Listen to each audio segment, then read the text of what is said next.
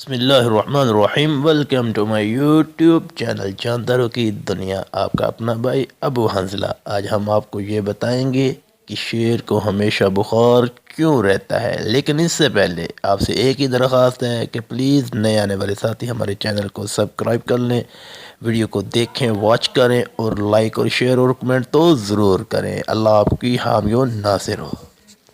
تو میرے پیارے بھائیوں، شیر کو ہمیشہ بخار کیوں رہتا ہے، آئیے اور جانیے۔ اللہ کے نبی صلی اللہ علیہ وسلم نے فرمایا کہ حضرت نوح علیہ السلام اللہ کے حکم کے مطابق کشتی میں سوار ہوئے، یعنی یہ اس وقت کا واقعہ ہے جب اللہ نے طوفان کو برپا کیا تھا اور پوری زمین کے اوپر پانی ہی پانی ہو گیا تھا۔ تو آپ نے یعنی نوح علیہ السلام نے تمام جانداروں کے ایک ایک جوڑے کو اللہ کے حکم کے ساتھ کشتی میں سوار کر لیا۔ تو نوح علیہ السلام کے جو ساتھی تھے، تو ان کے یعنی آپ کے جو ساتھی تھے، انہوں نے کہا کہ ہم کیسے امن کے ساتھ رہ سکتے ہیں، یعنی ہم چین کے ساتھ کشتی میں کیسے رہ سکتے ہیں جبکہ ہمارے ساتھ کشتی میں شیر بھی سوار ہے، کیونکہ شیر ایک درندہ ہے اور ہر بندے کے اوپر حملہ کرتا ہے، ہر چیز کے اوپر حملہ کرتا ہے۔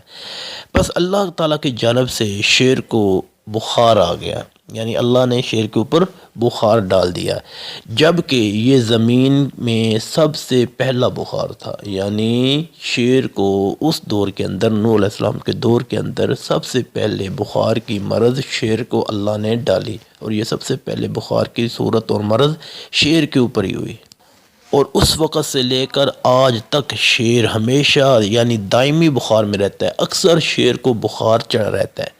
پھر نوح علیہ السلام کے ساتھیوں کو چوہے سے شکایت ہوئی، یعنی اس کے بعد نوح علیہ السلام کے ساتھیوں کو چوہے سے شکایت ہوئی، تو انہوں نے کہا کہ چوہا تو ہمارا کھانا پینا دوسرا سامان وغیرہ خراب کر دے گا۔ بس اللہ تعالیٰ نے شیر کے دل میں یہ بات ڈال دی کہ وہ چھینک مارے، یعنی چھینکے۔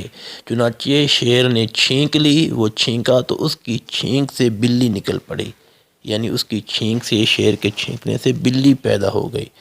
چوہا بلی کو دیکھ کر چھپ گیا۔ تو آج ہماری یہی ویڈیو تھی، یہی پیغام تھا علم کی دنیا میں آپ سب سے یہی۔ آپ کو کیسی لگی ہماری بات، تو اس کو پلیز کمنٹ میں ضرور بتائیے گا۔ اللہ آپ سب کا حامی و ناصر۔